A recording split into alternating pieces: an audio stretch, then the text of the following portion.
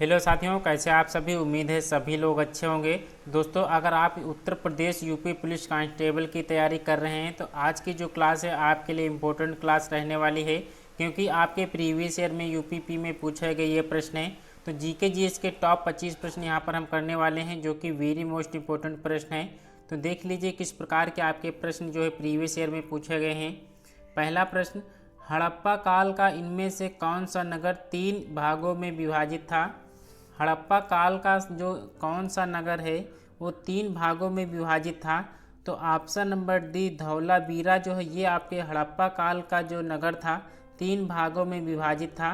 तो option D इसका correct answer है। प्रश्न, पहली बार भारत पर आक्रमण करने वाला मुस्लिम कौन था। तो भारत पर पहली बार आक्रमण करने वाला मुस्लिम शासक कौन था। तो मोहम्मद बिन कासिम जो है इसका बिल्कुल करेक्ट आंसर है। पाल साम्राज्य भारत के किस हिस्से से संबंधित है। तो पाल साम्राज्य जो भारत के किस हिस्से से संबंधित था, तो ये आपके पूर्वी हिस्से से संबंधित है। ऑप्शन बी इसका बिल्कुल करेक्ट आंसर है। अगला प्रश्न, निम्नलिखित में से किसने पहले 1935 में संविधान सभा का सुझाव प्रस्तावित किया। तो संविधान सभा का सुझाव जो है 1935 में सबसे पहले किसने जो है प्रस्तावित किया था। तो एम.एन. राव जो है इसका बिल्कुल करेक्ट आंसर है। अगला प्रश्न, संविधान सभा की अल्पसंख्यकों की उप समिति के अध्यक्ष का नाम बताना है। प्रश्न 5 में जो है संविधान सभा की अल्पसंख्यकों की उप समिति के अध्यक्ष का नाम क्या है।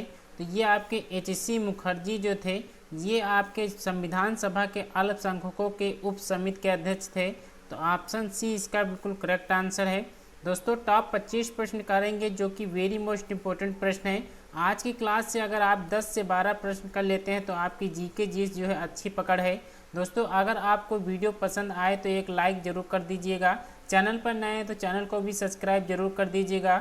प्रश्न 6, वर्ष 2016 में उत्तर प्रदेश प्रवासी दिवस जो है किस दिन मनाया जाता है। तो उत्तर प्रदेश प्रवासी दिवस 2016 में किस दिन मनाया गया था। तो ये आपके 4 जनवरी को मनाया गया था। ऑप्शन ए इसका बिल्कुल करेक्ट आंसर है। निम्नलिखित में से कौन सा देश उत्तर प्रदेश राज्य के साथ एक अंतर्राष्ट्रीय सीमा साझा करता है। कौन सा देश साझा करता है। तो नेपाल जो है ये उत्तर प्रदेश के साथ जो है अपनी सीमा को साझा करता है। ऑप्शन बी इसका बिल्कुल करेक्ट आंसर है। अगला प्रश्न, मध्य प्रदेश में स्थित कौन सा जिला भारत का कार्यात्मक रूप से साक्षर पहला जिला बन गया है। तो मंडला जो है इसका बिल्कुल करेक्ट आंसर है। जनवरी 2023 में 17वें भारतीय प्रवासी दिवस सम्मेलन 2023 का आयोजन कहाँ किया गया है। तो ये आपके इंदौर में किया गया है। ऑप्शन बी इसका बिल्कुल करेक्ट आंसर है। 100% छपने वाला प्रश्न है। भारत में पर्यावरण संरक्षण अधिनियम कब पारित हुआ था। तो भारत में पर्यावरण संरक्षण अधिनियम जो पारित हुआ था वो 1986 में पारित हुआ था। ऑप्शन बी इसका करेक्ट आंसर है। लौह और रक्त की नीति किसने अपनाई। तो लौह और रक्त की नीति जो है किसने अपनाई थी। तो ये आपके बलबन जो है इसका बिल्कुल करेक्ट आंसर है। यूपी पेट में पूछा गया ये प्रश्न है कि लौह और रक्त की नीति किसने अपनाई थी। तो बलबन इसका बिल्कुल करेक्ट आंसर था। अगला प्रश्न, भारत और श्रीलंका को अलग करने वाली जल राशि कौन सी है। तो भारत और श्रीलंका को अलग करने वाली जो जल राशि है वो आपकी पाक जल संधि है। ऑप्शन सी इसका बिल्कुल करेक्ट आंसर है। अगला प्रश्न, उत्तर प्रदेश में सबसे कम क्षेत्रफल वाला जनपद कौन सा है।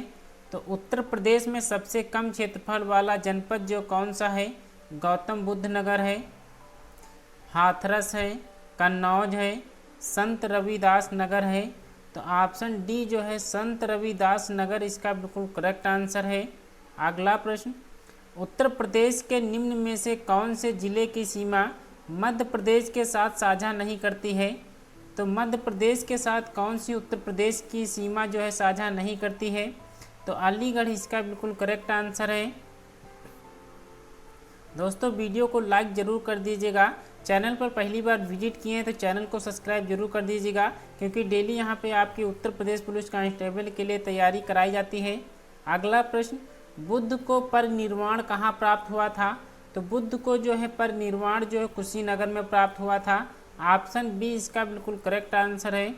अगला प्रश्न, किस शासक ने भारत में तुगलक वंश की नींव रखी थी? तो तुगलक वंश की नींव जो है किसने रखी थी? तो गयासुद्दीन तुगलक इसका बिल्कुल करेक्ट आंसर है।